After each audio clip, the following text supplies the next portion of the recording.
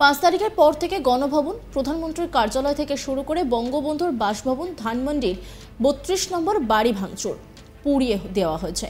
বাংলাদেশে বঙ্গবন্ধুর যত ভাস্কর্য ছিল, রবীন্দ্রনাথের ভাস্কর্য, সমস্ত কিছু ভেঙে চুরমার করে দেওয়া হয়েছে। সারা বাংলাদেশে যত হিন্দু সম্প্রদায়ের মানুষদের বাড়িতে মন্দির ভেঙেছে। সারা ঢাকা শহরে প্রত্যেকটা বাড়িতে বাড়িতে লুটতরাজ হয়েছে। শুধু তাই নয়, মহিলাদের বেবস্ত্র করে দেওয়ার নৃশংস ঘটনাও ঘটেছে। আর সে কথা আজ তাক বাংলাকে সরাসরি জানালেন বাংলাদেশের বিখ্যাত অভিনেত্রী রোকেয়া প্রাচী। তিনি বলছেন যে বর্তমানে বাংলাদেশের পরিস্থিতি খুবই খারাপ। 5 তারিখের পর থেকে গণভবন, প্রধানমন্ত্রীর কার্যালয় থেকে শুরু করে বঙ্গবন্ধুর বাসভবন ধানমন্ডির 32 নম্বর বাড়ি ভাঙচুর, পুড়িয়ে দেওয়া হয়েছে। বাংলাদেশে বঙ্গবন্ধুর যত ভাস্কর্য ছিল, রবীন্দ্রনাথের ভাস্কর্য, সমস্ত কিছু ভেঙে চুরমার করে দেওয়া হয়েছে। সারা বাংলাদেশে যত হিন্দু সম্প্রদায়ের মানুষদের বাড়িতে মন্দিরে ভেঙেছে। সারা ঢাকা শহরে প্রত্যেকটা বাড়িতে বাড়িতে লুটতরাজ হয়েছে। এখন সবাই পালা করে পাহারা দিচ্ছে। আমরা 71-এ যে কথা শুনেছি, এখন তার চেয়েও নির্মম জায়গায় দাঁড়িয়ে। 14ই আগস্ট শোক প্রকাশ করতে গিয়ে হামলার শিকার হয়েছে। 15ই আগস্ট বয়স্ক মানুষ যিনি শ্রদ্ধা জানাতে এসেছেন, তাকে বেবস্ত্র করে দেওয়া হয়েছে। তিনি ঠিক কি বলেছেন, চলুন শুনে নিই। দেখেন, 5 তারিখের পরে থেকে যেটা শুরু হয়েছে, মানে গণভবন, প্রধানমন্ত্রী কার্যালয়, সংসদ ভবন থেকে শুরু করে বঙ্গবন্ধুর বাসভবন যেটি ছিল ধানমন্ডি 32 সমস্ত কিছু ভাঙচুর, পুড়িয়ে দেয়া। বাংলাদেশে যত বঙ্গবন্ধুর ভাস্কর্য ছিল, যত বাংলাদেশের মুক্তিযুদ্ধের ঐতিহ্যের ভাস্কর্য ছিল, মেহেরপুরে মুজিবনগর সরকারের ভাস্কর্য, জয়নাল আবেদিনের ভাস্কর্য, রবীন্দ্রনাথের ভাস্কর্য, সমস্ত কিছু ভেঙে চুরমার করে দেওয়া হয়েছে। এবং কত নৃশংস, শহীদ মিনারে বঙ্গবন্ধুর যে ভাস্কর্য আছে সেটিকে ফাঁসিতে ঝুলানো হয়েছে। এবং এখানকার সারা বাংলাদেশের যারা হিন্দু সম্প্রদায়, লঘু সম্প্রদায়, তাদের বাড়িতে নানাবিধ অত্যাচার হয়েছে, মন্দির ভেঙেছে, তাদের বাড়িতে আগুন দেওয়া হয়েছে, লুটতরাজ হয়েছে। এবং একটা পর্যায়ে এসে যখন অসহনীয় জায়গায় চলে গেছে, তখন সেই সম্প্রদায়ের মানুষ কিন্তু রাজপথে নেমে এসেছে। এবং আমরা তারপর দেখেছি কোথাও কোথাও 5% জায়গা হয়তো হবে যেখানে এলাকাবাসী বেরিয়ে আসতে পেরেছে পাহারা দেওয়ার জন্য। সারা ঢাকা শহরে, সমস্ত ঢাকা শহরে প্রত্যেকটা বাড়িতে বাড়িতে লুটতরাজ হয়েছে। এবং সেখানে খুব বেশি হলে ধরেন 5 to 10% বাড়িতে, পাড়া মহল্লায় লোকজন নেমে এসে এখন প্রতিটা রাতে পালা করে সবাই পাহারা দিচ্ছে সেই লুটতরাজের। মানে আমরা 71-এর যে কাহিনী শুনেছি, এখন তার চেয়েও নির্মম জায়গায় দাঁড়ানো। 15ই আগস্ট আমরা শোক প্রকাশ করতে গিয়ে 14ই আগস্ট যে হামলার শিকার হয়েছি, পাশাপাশি 15ই আগস্ট বয়স্ক মানুষ যে শ্রদ্ধা জানাতে এসছে, তার সমস্ত কাপড় খুলে ফেলে তাকে বিবস্ত্র করে রাস্তায় কান্দর উঠবস করানো হয়েছে, মেয়েদের গায়ে হাত দেওয়া হয়েছে। এখন 15ই আগস্ট কি কেউ শোক প্রকাশ করতে পারবে না? রাজনৈতিক আলাপের ঊর্ধ্বে গিয়ে কি এই ধরনের আচরণ করা যেত না?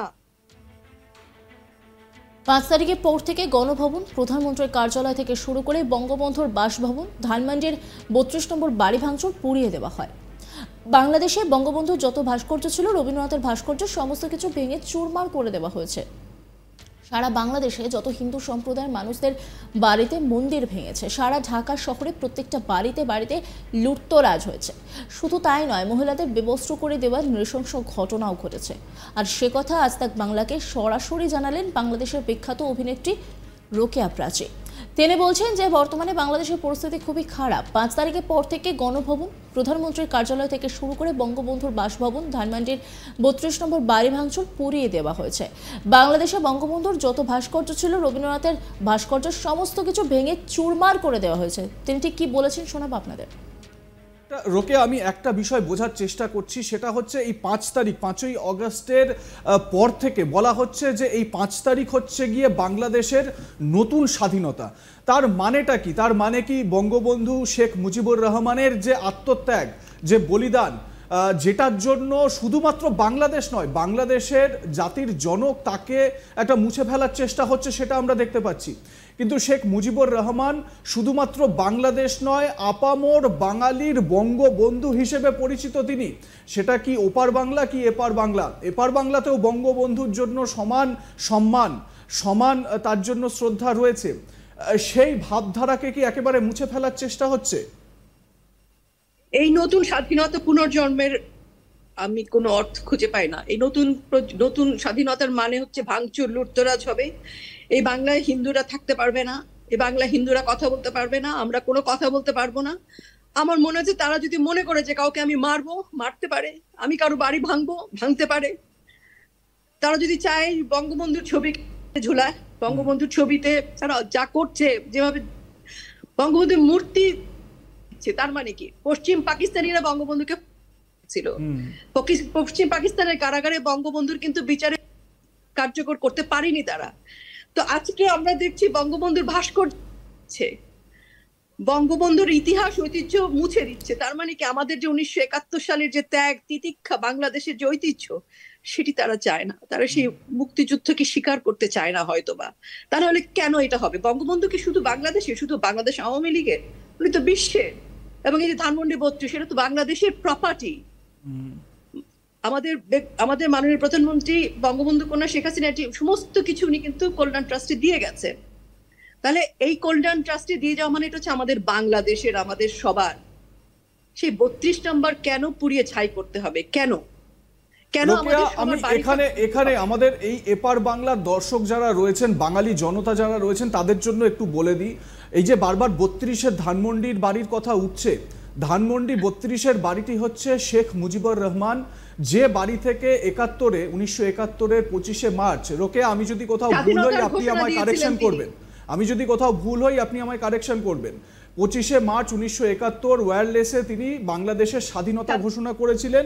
এবং এই বাড়ি থেকেই পশ্চিম পাকিস্তানের সেনা বঙ্গবন্ধু শেখ মুজিবুর রহমানকে গ্রেপ্তার করে নিয়ে গিয়েছিলেন। এবং বঙ্গবন্ধু সেই সময় গুলি চালাতে বারণ করেছিলেন বলে সেনা সেই সময় গুলি চালায়নি, কিন্তু তার আগে তছনছ যা করার করে দিয়েছে। তো এই হচ্ছে গিয়ে 32-এর ধানমন্ডির কাহিনী। আমি একটা বিষয় জানতে চাই, 15ই আগস্ট যে দিনটি শেখ মুজিবের যে অ্যাসাসিনেশন হয়েছিল, যে মর্মান্তিক একটা ঘটনা পুরো বাংলাকে, বাঙালি জাতিকে নাড়িয়ে দিয়েছিল, শেখ হাসিনা তিনি এই দিনটি পালন করার জন্য আহ্বান জানিয়েছিলেন, কিন্তু তারপরেও আপনারা সেই দিনটি কি পালন করতে পেরেছেন এবার? না, পারিনি। কারণ 14 তারিখে তো আমরা মোম জ্বালানোর পরে তো আমাকে মারধর করতে আসলো, আমরা চলে আসতে বাধ্য হলাম। মানে প্রত্যেকে মারধর খেয়েছি, আমাকে মেরেই ফেলতে চেয়েছিল। কিন্তু 15ই আগস্ট সারা বাংলাদেশের সাধারণ মানুষ থেকে শুরু করে আপামর জনসাধারণ 32-এ ঢুকতে পারেনি।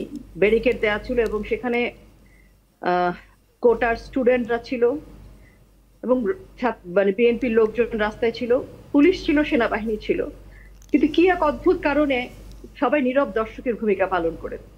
নজর রাখুন আজ তাক বাংলার ইউটিউব স্ট্রিমিংয়ে।